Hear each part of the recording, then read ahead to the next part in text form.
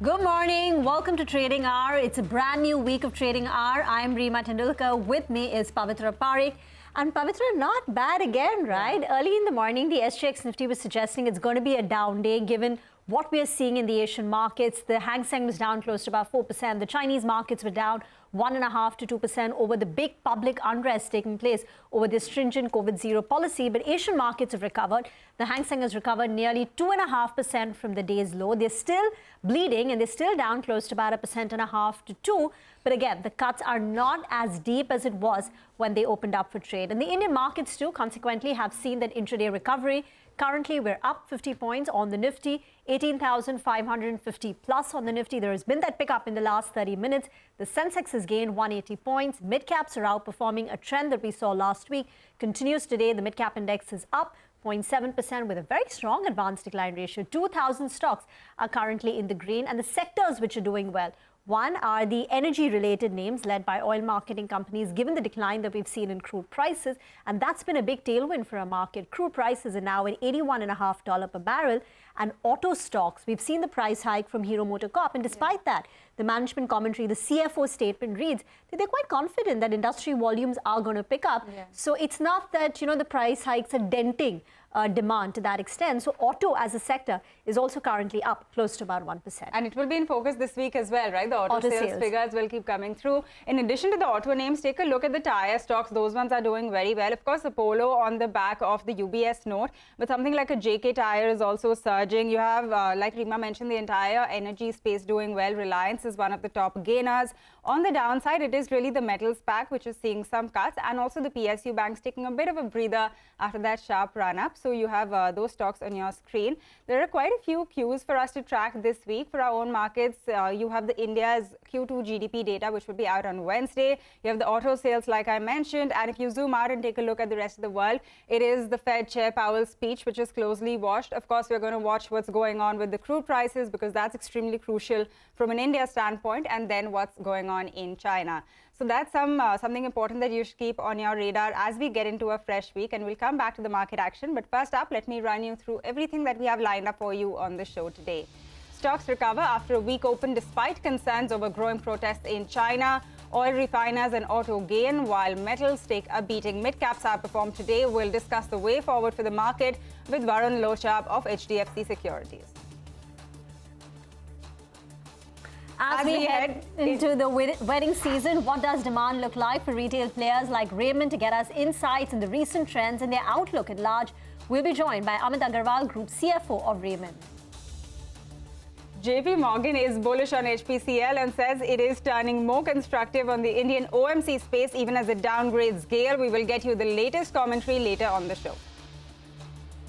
And a whole host of other stocks like Hero Moto and IEX are also on our radar on the back of news flow. All those details lined up on the show.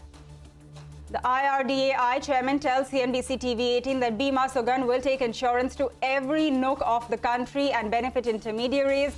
Nods to new insurers, composite licenses, and more. We'll get you more excerpts from that conversation later on the show. So all of this and lots more over the next 60 minutes. But first, let's invite the big corporate on Trading Hour today. Amit Agarwal, the Group CFO of Raymond, is joining us on the show now. Amit, morning, and thanks so much for joining in. Before I get to the demand trends, etc., and, the kind of benefit that you are seeing from the wedding season, we had a guest early in the morning who indicated that broadly for the BSE 500 companies, we've seen the cash flows come under stress in the quarter gone by. And the worry in the market is that if that's a trend which continues, that perhaps CapEx will slow down. We could see some moderation in the expansion plans. So could you tell us, for Raymond, what are the expansion plans? Is it on track? Or do you think there is scope for you to accelerate on that? Some numbers, sir. Sure. No, I think, thank you for having me. I think it is a decent journey for us, as you have seen that even in the second quarter, which we just reported, where we have been able to generate cash, though there is a buildup of inventory and receivable, but we still got a free cash flow, which helped us to reduce a small debt.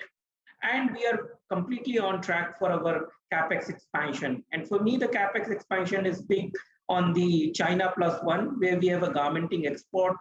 We are adding significant number of lines, close to 20 lines we plan to add over the next 18 months.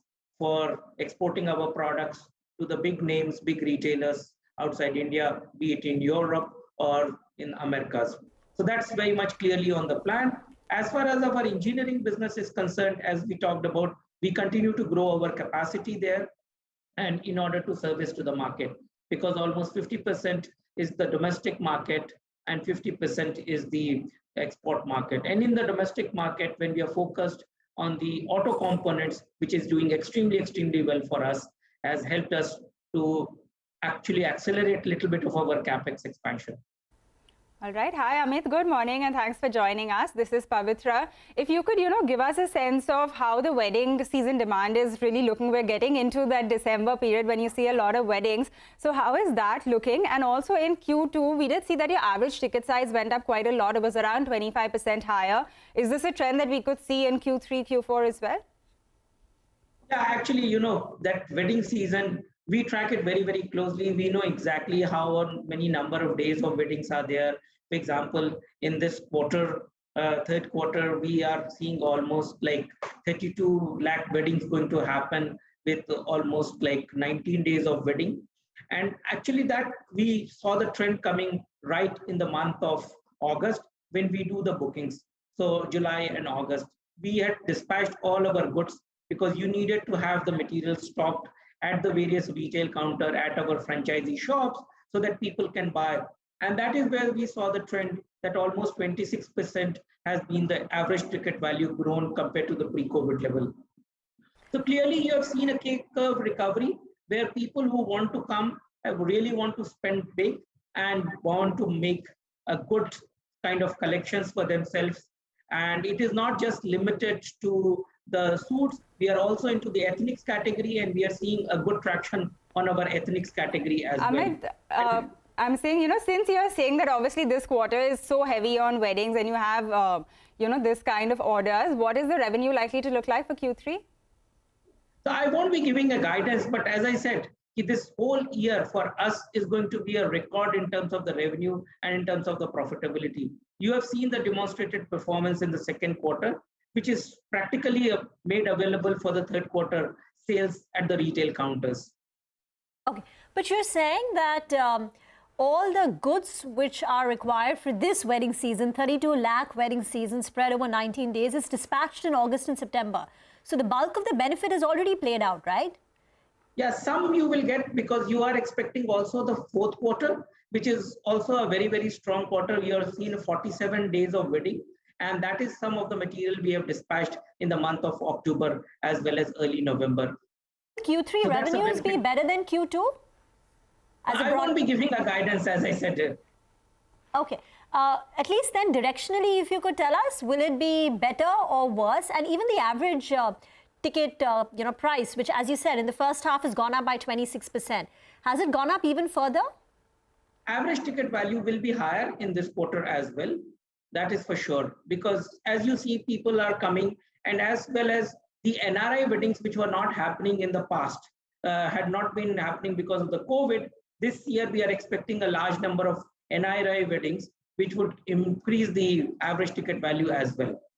All right, got that. Amit, last time we spoke, you said that footfalls are not quite back to pre-COVID levels. Where do they stand now? Do you think in this, since we're talking about wedding season demand, do you think that has seen a pickup as well? So if you could take us through that. Yeah, I think the footfalls are reaching close to pre-COVID levels. You would not say exactly it has hit the same level of pre-COVID, but it is largely offsetted because of the average ticket value. That has helped us to improve our revenue. Do you have Black Friday sales, Amit, across your business EBOs? We do, but actually, the advantage at this is over the weekends, we especially get a large number of sales. So at our TRS stores, we have been clocking the revenue, which is one of the highest over the last weekend. And not only this weekend, even the previous weekends, the last 3 weekends, we have seen one of the highest sales at our franchisee store, which we monitor on a day-to-day basis. Okay, for the benefit of our viewers, TRS is the Raymond, store. Sure. Yeah, go ahead. All right. Also, Amit, what is the store addition plan looking like? I think you added around 25 in the first half of the year. Can you tell us what it's looking like for the second half? Sure. No, absolutely. I think as we talked about the ethnics, we are launching in a big way. So we are close to expansion of 80 to 85 stores. By the end of the year, we would have added in the whole year. So another 60 to 65 stores we will add during the remaining period of this year. And that is going to be in most of the tier 1, 2, and 3 cities. And that will help us to bring our image on the branded ethnics products. So store addition plans are made well in advance, right? So if you could tell us what are the store addition plans for FY24 as well as FY25, I'm sorry? Yeah, so actually we are planning to add almost 100 to 125 stores every year in the next 2 to 3 years. Every year, by the end of 3 years, I think we should be reaching close to 2,000 stores from a current 1,400 stores. Okay, and you are saying that, a lot of it is because of the ethnic segment as well. I know that you do have a target of reaching 10 to 15% market share in this segment. Where is it currently for the ethnics category? So at this juncture, it is a building up, and the way we are looking at it is there will be a significant move from an unorganized sector to an organized sector, which we will participate. And let us also understand that we are present in 600 cities with our The Raymond shop and the dealer network. So they are also having shop-in-shop stores for the ethnics, which will enable us to garner the market share, which we envisage over the 3-year period. This 100 to 125 of store addition that you've planned now for the next 2 or 3 years now, is this in line with what you've done, say, pre-COVID, or can we consider this an acceleration? This is an acceleration, completely an acceleration, because we are seeing a lot of opportunity in this, both with our branded products like the Color Plus, Raymond Ready to Wear, and Park Avenue. So we are not just restricting the store openings only to ethnics, but also on the Park Avenue, Raymond Ready to Wear, and the Color Plus brands. What were the annual store additions pre-COVID on an average? So annually, we would have added anything between 60 to 65 stores, and that is what we are doubling now. All right, Amit, we'll leave it at that today. Thank you very much for joining us and taking us through your outlook for what is likely to be a very strong quarter for you owing to the wedding season. So like he said, actually FY23 is going to be a record-breaking year in terms of revenue, and they have a solid store addition plan as well. That is the management of Raymond. Stock is up just around 0.7% today, but it has done well. By the way, take a look at the market. The Sensex did hit its lifetime high, so 62,500. The Sensex has hit that level. The Nifty is just around 40 points away, so keep all eyes on that because we're tracking that closely currently at 18,564. So we're just around 39-40 points away from the all-time highs. With that, we're going to get into a short break now, but when we come back, there's lots more market action in just a bit. Welcome back. You're still tuned into Trading Hour on CNBC-TV18, and let's straight away get you a word from the insurance regulator now. Speaking to CNBC-TV18, Chairman Debashish Panda said that opening up of the distribution network in the sector will give more options to policyholders. He also spoke about the licenses and changes in insolvency norms. So let's listen into that conversation. Confident now that a fresh consultation paper is out, that you'll be able to take the final inputs in the next board meeting? And by when do you see them turning into regulations? See, it should be now. See, the first set of regulations which had come out, again, was based on the inputs from the working groups. Then a series of consultations happened. We received comments from various quarters. We had meetings with the stakeholders. And thereafter, a number of inputs that came to us, we examined that in greater depth and tried to figure out what should be the ideal, prescription, or I wouldn't call it prescription, the framework that should be put in place for the smooth conduct of business as far as the industry is concerned. Along with that, we also looked at the commission structure also, the commission regulations, correct, because that also goes more or less hand in hand with that. Yeah. So the commission regulation also was in the first place, there were some tweakings done in terms of the segmental caps. Somewhere it was reduced, somewhere it was enhanced.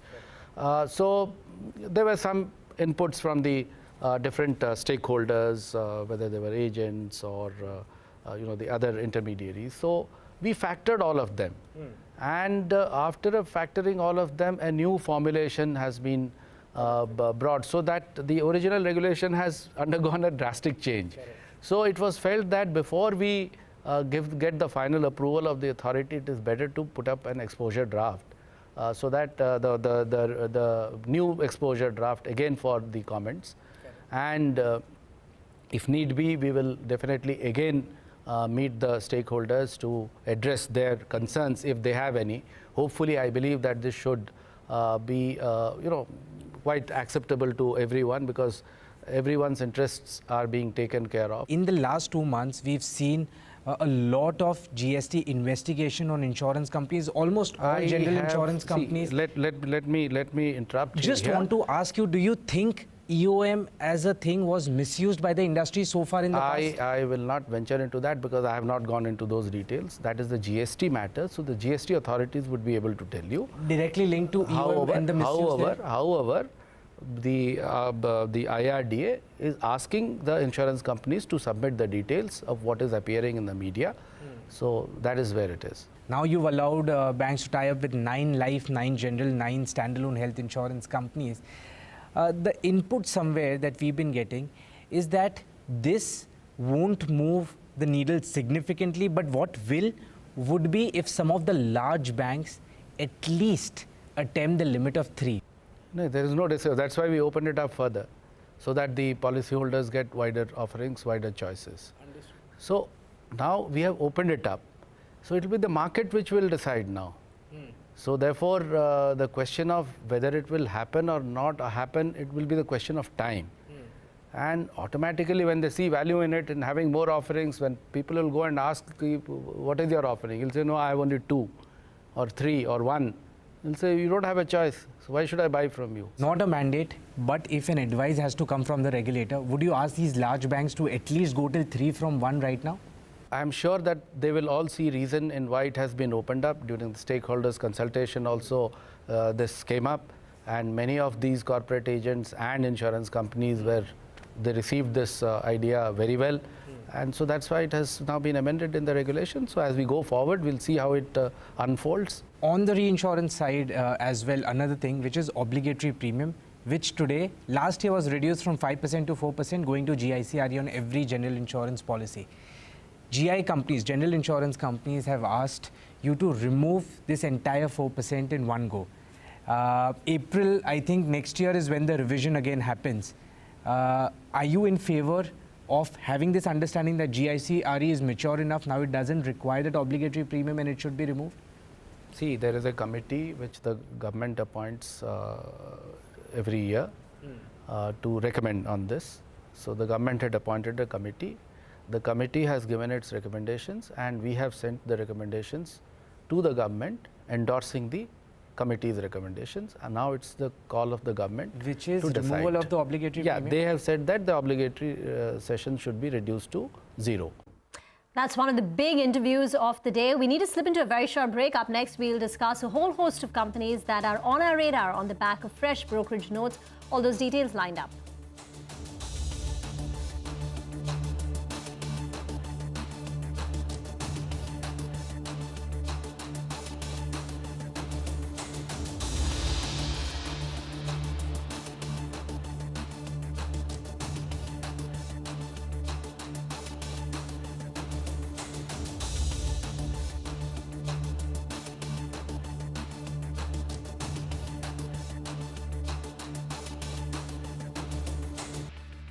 Welcome back. You're still tuned into Trading Hour on CNBC-TV18. For the market, we're still around 50 points higher, so no real move in the past couple of minutes, but we're sort of eyeing those all-time highs on the Nifty, and the Sensex has already hit that at 62,500. But let's talk about some individual stocks which are in focus today. JP Morgan has written a note on oil marketing companies.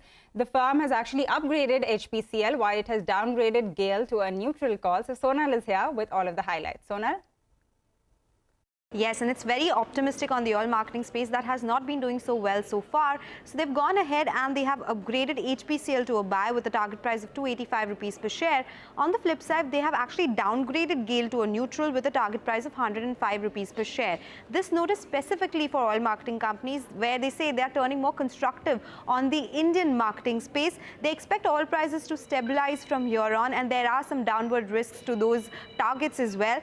Policy support for oil marketing companies has turned positive. We are talking about LPG grants being given to these companies, which actually helped them contain losses in the quarter gone by. And now in terms of their marketing segment, which saw big losses in the quarter gone by, their losses are coming down. The diesel segment still seeing some losses, but they have come down sharply, and they are profitable on the LPG and the petrol side. This is a big EBITDA contributor to the company's financials, and that's why JP Morgan is now positive on this space.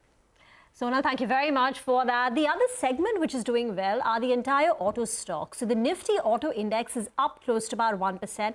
And here I want to highlight an interesting report which has come out of Motilal Oswal, where they've analyzed the auto companies' Q2 earnings, whether they're OEMs or auto component makers, and they've come out with 6 key trends which stands out. First one, there are signs of a rural upturn which are now visible. They're saying that the retail sales in the current festive demand were at the highest ever levels, record performance over there. Remember, this was the first normal festive season in more than 3 years. They're saying while urban growth outpaced the rural growth, towards the end of the festive season, we saw rural growth also pick up and try and catch up. So they're saying is that there are signs of a rural upturn which are now visible. The second point, the contrast between macros and micros continues to be there in developed markets. By macros, they mean the management commentary. The management commentary from OEMs continues to say, oh, there is possibly a demand slowdown, the macro environment is deteriorated. But if you look at the micros, that is the order wins, that continues to be very strong. In fact, we've seen an expansion in the order backlogs. Third, they're saying the signs of export moderation, which were visible in Q2, became far more broad-based, and they gathered momentum in Q2, right? There were signs in Q1, but it's picked up in Q2. Trend number 4 is the full benefit of the softening raw material costs is likely to get reflected in the margins in the second half of the year, but this will be partly offset due to the forex impact of the forex from imports as well as other cost inflation. And finally, the fifth point, the trend number 5 that they see is that they are seeing a working capital increase, which has resulted in higher debt. And this is a point that a lot of companies are saying that we are seeing cash flows come under stress. So Motilal Oswal says that supply chain disruptions and input cost inflation have resulted in a material increase in inventory and working capital for the entire auto supply chain. This, coupled with a weaker operating performance, perhaps due to the margin pressure, has resulted in a surge in net debt, particularly for auto component companies, by nearly 60% if you compare it with the March levels. So the working capital situation has deteriorated. And finally, when it comes to capex, they're saying that the capex of OEMs has increased to about 3.6% for the OEMs in the first half of the year. This is the highest in the last many years. But they're saying the capex of auto component companies has declined. So these are some interesting, analysis takeaways from the Q2 earnings season.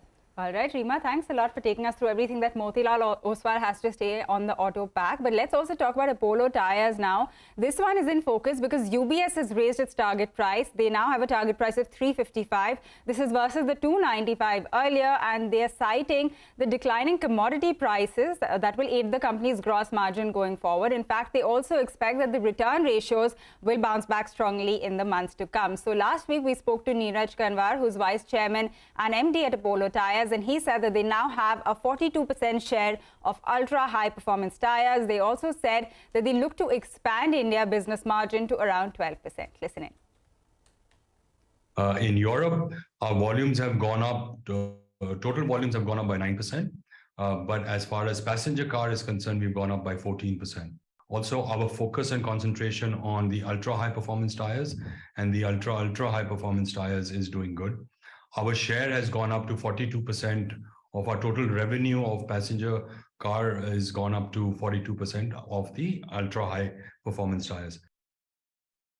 As far as India is concerned, we're looking at India growth happening. We've been correcting our prices as we go along. As you know, raw material pressures have been there. I'm happy to say that we've also had a margin expansion in India. If you see, our EBITDA margins have gone up 12% quarter on quarter, Y on Y actually. And so we've been holding up on our prices. But all in all, I'm pretty bullish for H2 as far as India is concerned, because the government has put in a lot of infrastructure spending, and so into highways and ports, and that's really related to our segment. Okay, that is the management of Apollo Tyres. Today, the stock is up 6%, but if you take a look at the past 6 months, the stock has seen an over 40% increase. That's the kind of move that you've seen on Apollo Tyres. But with that, it's time for a short break. When we come back, we'll discuss the market technicals. Rahul Mohinder will also be with us to bring you some of his top trading bets.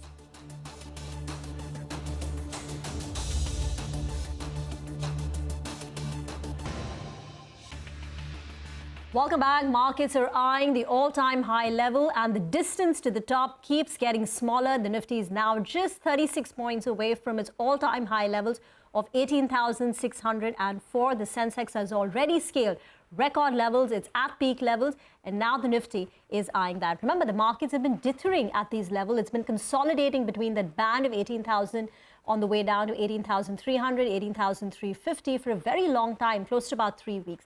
Towards the end of last week, markets made an attempt. It's trying to get out of the trading band and started inching higher and higher. And today we built on that momentum. We had a flat start, in fact, mildly lower on the Nifty and the Sensex, but we've picked up pace and now we're firmly in the green, up close to about 0.3%. What's aiding the up move? One, strong buying by the FIs. The FIs have bought nearly 11,500 crore in the cash market. This comes after selling in October as well as September. So that's one positive. The decline in crude prices too has been a big positive. Brent crude prices are now at $81.5 per barrel. So crude has moved decisively lower. And we've also seen the dollar index largely retreat from the levels that it was, say, a couple of months ago. And the weakness in China is often seen as a positive for the Indian markets. All that is favoring the recovery that we are seeing in the Indian markets. And now, as I said, the distance to the top is just getting narrow and narrow. We waited for it for a long time now. Let's see when that comes. Rahul Mohinder of Viratech India is ViratechIndia.com is joining us now for a quick technical check on the markets. Rahul, morning. Is this a buy on the Nifty right now? Are you sensing some bullishness, some momentum on the way up? And even if the Nifty gets to 18,600, do you think it can move decisively higher? Does it have legs from here on? Good morning. Thank you for having me on the show. I think definitely we've been in bull grip. We've been in a bull stance for a couple of weeks, if not months now. So, can we move higher? The answer to that is a very clear yes. But I think if you talk about a decisive up move or meaningful up move, I think we'd halt at various levels. 16, as we get to about 18,650 to 700, that's probably a strong block hole for the index. So no, I don't think there's a massive index up move or cruise control mode that we're likely to get into. So in my sense, the index has its slight limitations. Stock specifically, internally, there are a lot of individual names which look fairly solid. And, let me come to some of my picks, keeping that view in mind.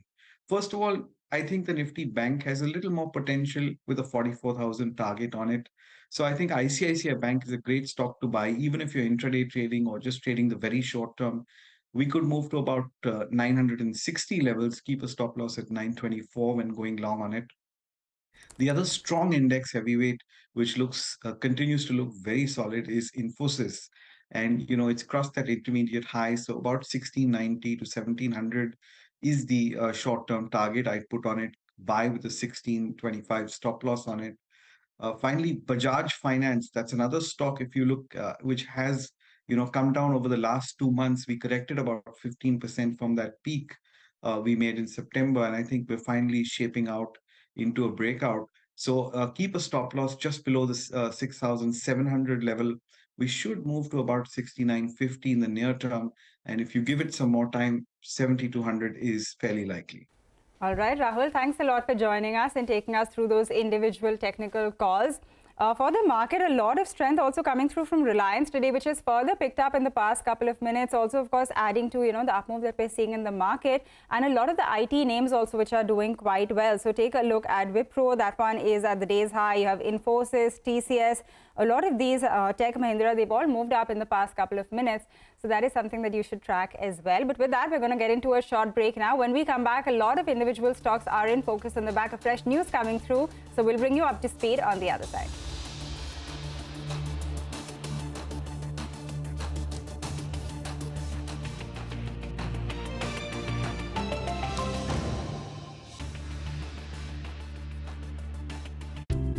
Uniparts India Limited now proposes an initial public offer of equity shares. The 100% book-built offer is being offered at a price band of Rs 548 to Rs 577 per equity share. Offer opens on Wednesday, November 30, 2022. Offer closes on Friday, December 2, 2022. For risk factors and other details, please refer to the red herring prospectus, which is available on the websites of SEBI, the BRLMs and the stock exchanges. आग को फैलने से रोकना मुश्किल है पर नामुमकिन नहीं। अब फायरवॉल टेक्नोलॉजी के साथ सेंचुरी प्लाई क्लब प्राइम आग से बचाए। कभी सोचा नहीं था कि डॉक्टर फैमिली से होकर भी एक आर्टिस्ट से शादी करूंगी। वैसे डॉक्टर को वाइफ बनाना भी एक आर्ट है। अरे सिग्नेचर ग्लोबल आपके इसी अंदाज को सल्यूट करता है। Independent floors for the independent you. To make my vision a reality, I have to see clearly from every point of view.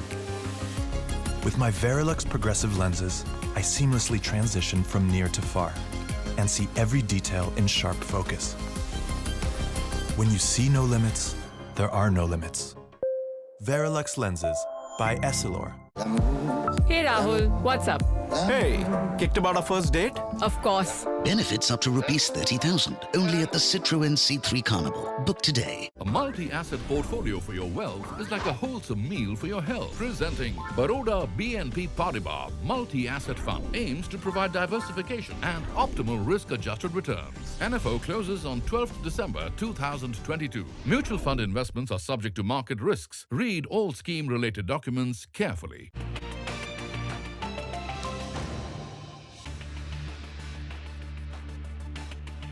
Welcome back. You're still tuned into Trading Hour. Like we were just telling you, the auto pack is in focus today. Hero Moto is one of the top gainers. This after the company said that they're looking to revise their prices for motorcycles and scooters. Reema, tell us more about this. Well, the price hike is going to be effective 1st of December. This is across their portfolio on scooters as well as motorcycle. The overall price increase will be up to 1,500 rupees, though it will vary depending on the specific model that you buy as well as the market. This, I understand, will be the 4th price hike by the company. The last one was in September, which was close to about 1,000 rupees. According to the company and the CFO statement, they're saying the upward revision of price is necessitated by the overall inflationary costs. They're saying we will continue to provide innovative financing solutions to cushion the impact to the customers. They've also put in place an accelerated savings program, which will help the company offset any further cost impact, therefore driving an improvement in margins. And they also say that moving ahead, the economic indicators are favorable to a growth in demand, and therefore they expect industry volumes to pick up in the coming quarters. So positive statements coming in from the CFO of Hero MotoCorp. But let's talk about IEX. That's in focus on the back of the buyback announcement. Vivek is here to tell us more. Vivek? Well, that's right. So IEX is focused, and slightly surprising, what's actually happened is despite the announcement of a buyback, the stock is trading with cuts. Now, just to give some perspective, the management has indicated that the buyback amount that they are looking at, the total buyback amount would be close to 98 crore, and the maximum buyback price would be set at 200 rupees a share. Now, remember, this particular buyback that the management has announced is via the open market route and not via the tender route. So, slight disappointment there. And also important to note that the company has said that it's going to form a subsidiary in order to explore opportunities as far as the carbon market trading is concerned. Coming back to the buyback, a couple of minor disappointments as far as the street is concerned. The first thing, of course, is the entire quantum of the buyback. Second is, the route that the management has chosen is the open market route. And also keep in mind, just prior to the buyback, in anticipation, the stock had bounced quite significantly from the 52-week low that it was trading at. So also, you're seeing quite a bit of profit booking in the stock in today's trading session. All right, Vivek, thanks a lot for getting us all of the details. IEX down 2% today. That is the move that you're seeing. We're going to get into a short break now, but like we've been telling you, the Nifty is just around 30 points away from its all-time high. So when we come back, we're going to discuss the way forward for the market. Varun Lochab of HDFC. Welcome back. The bulls are clearly dominating the markets now. It's 18,580. The distance to the top, the all-time high levels in the Nifty, is now just about 21 points away. But even as we are firmly in a bullish, we've got, bullish momentum going for our markets, there are a few red flags emerging from the Q2 earnings season. So earlier today, we caught up with Pankaj Tribiwal, the Senior Executive Vice President and Fund Manager Equity at Kotak Mahindra AMC, and listen in to what he had to say and why he's a bit cautious, or he's watching some of these red flags which have emerged in the market post the Q2 earnings. I think markets are discounting most of the positives today. Markets are saying that India will grow much better to the rest of the world next year. Inflation would be under control, and monetary tightening won't happen the way it has happened in the West. So I think markets are discounting a lot of positives. However, at this stage, there are some red flags emerging post the second quarter numbers, and we need to take cognizance of that. The first one is that after a long time, maybe 2.5 years, we are seeing corporate profits starting to decline. EBITDA margins have come below the June 20 quarter now for corporate India as a whole. Valuations have no longer become cheap. They are no longer cheap. They are slightly higher than their long-term averages. And when you look at the relative valuations, I think we are extremely stretched. Compared to emerging markets, we are trading at 100% premium. And compared to the rest of the world, our premium is to the tune of 25 to 30%. Indian corporates are delevered themselves, and the debt to EBITDA ratios is one of the best globally. So little bit of concern, less concern out there on the balance sheet side. But yes, we have to watch out in the second half that how this working capital behave. If we continue to see deterioration in the receivable cycle, we continue to see deterioration on inventory cycle, then yes, obviously there will be a point of concern. All right, that is an important word coming in on the market, but let's also get a conversation going. Varun Lochab, Head of Institutional Research at HDFC Securities, joins us now. Varun, good morning, and thank you very much for joining us. This is Pavitra. Like we were talking about it, we're just around 20 points away from all-time high levels. We have been talking about, getting to this level for a while now. But how do you see it trending from here? Because even now, like we were hearing out with the previous bites as well, the key concern is the kind of valuations that are present in the Indian market, especially when you compare it to the rest of the emerging market peers. Do you think that is something that is likely to keep a lid on the gains? Yeah, good morning. Yeah, you're correct that overall, valuations are looking little stretched at these levels, because if you look at Nifty, it's trading at around 22 times this year, which is FY23, and almost 19 and a half times FY24. So I think the upside looks fairly limited at the index level. At the same time, a significant downside also looks, unlikely, given how the earnings are shaping up. If you look at the quarter gone by, while overall earning growth was muted at around 4%, bulk of the heavy lifting was done by financials, which led to almost 75-80% of the upgrades in our entire coverage universe, which ensured, and since that is the biggest sector with 35% weight in earnings, that ensures that overall, earning downgrades did not happen in our coverage universe. So there were no upgrades, but no downgrades either. And, we believe BFSI will remain in that mode for at least next 1 or 2 quarters. Next year, our earning growth forecast is around 13% for the entire market. So in that context, I think index upside looks fairly limited, given we are at a slightly stretched valuation. But I think bottom up, non-index stocks, you will still find investable ideas from a 12-18 month point of view. Varun, morning. Rima here. Any tactical plays? I know structurally you're bullish on banks and autos, and the list is coming up, for our viewers. You like banks, auto, industrials, gas, insurance. But any tactical plays, because towards the year end, you do have a lot of index rebalancing. Sometimes sectors which have been lagging end up doing well. And that's the case, say, maybe something like an IT, for instance, could do well after this 20-25% underperformance since the beginning of the year. Would you recommend any tactical plays? Yeah, so I think on tactical basis, and if I look at the next calendar year, typically a lot of this rotation of money into underperforming sectors of the current year happens towards the end of the year.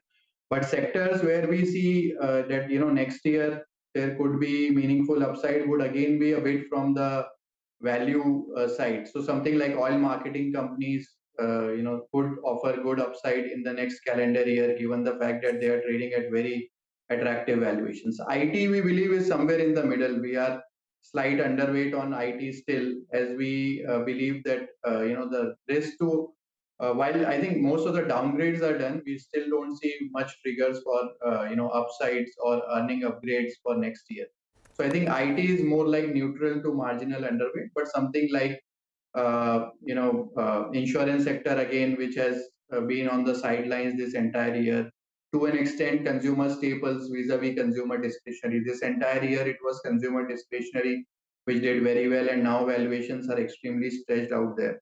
Whereas consumer staples is looking tad better, given the fact that I think peak of the cost pressures are behind, and there should be some rural recovery. So I think some of these tactical shifts within sectors will happen, and one should get positioned in those sectors which did underperform this year, but I think still keep a bit of value bias vis-a-vis very high growth and very high PE sectors. All right, got that. Varun, I know that you do like the auto space, but how much of an upside do you see? We've already seen quite a run up. And then within the auto space, how would you play it? Because, I mean, you could look at the two-wheelers, or are you looking at the standard passenger vehicles, the tractors, or would you, go for the EV play, something like that? True. I think autos, a large part of upside has played out in this calendar year itself. But I think, like banking, there is still some room left, which you will get upside in the first half of next calendar year. In autos, our top picks right now are M&M and Maruti. These two are the significant overweights. But I think even two-wheelers could be interesting. They could be, your that potential turnaround dark horse kind of place, something like Hero MotoCorp, where again we are positive. If there is a bit of rural recovery, then valuations are extremely attractive out there. So, yeah, I think some of these are topics. iShare limited upside, TVS, while we like the stock and we had it in our model portfolio, valuations are starting to get stretched. So, we would stay away from some of these names. What about railway-related PSUs? Is that a space that you've analyzed, Varun? No, sorry, we don't cover that segment. But overall, in industrials and infrastructure, as a broad space, we are positive on. So names like Cummins, we have among our top picks, something like KNR Constructions and Nagarjuna, NCC, we are positive on. But the issue in that space increasingly is that, especially in the capital goods, not so much in construction, is valuations have really run ahead of earnings. So we wrote a piece on how capex cycle is looking sustainable this time around, and you will see that over next 2 to 3 years. But the problem is finding stocks, because they are already pricing in next 3 years of earning cycle. So I think one has to be slightly selective and cautious in capital goods sector, given the way valuations have moved up in last 6 to 9 months. Okay, Varun, just one final question before we let you go on the defense space. Of course, we've been talking about the kind of sharp up move that we've seen in a lot of these names, the likes of Hindustan Aeronautics or Amazon Dock. What do you think of these? Yeah, I think, while we don't cover some of these names, so I won't be able to give stock specific views, but overall defense as a segment in our capex note also, we said that looks like the most sustainable part of, capex story of India for the next 8 to 10 years. So, I think the spending from the government on this segment looks sustainable and can continue to grow at 15 to 20% CAGR for a long period of time. The issue is, I think, how to how to pick the stocks given the fact that valuations are already starting to reflect that. But as a segment, I think it's one of the most strongest sort of segments within the capex theme from a 5 to 10 year point of view. All right, Varun, we're going to leave it at that today. Thank you very much for joining us and taking us through, how you see the market trending from here on. With that, let's actually take a look at the market because it is just around 20 points away from its all-time high level. Sensex, of course, has hit that level. The Nifty today, a large part of the up move coming through from the auto names. The IT pack has really surged in the last hour, so do keep that. Actually, that index is now perhaps the top gaining index sectorally also on the Nifty, just around 22 points higher on the Nifty. So we're very, very close to those all-time high levels. We're going to wind down on this edition of Trading Hour, but you guys stay tuned. Halftime report is up next.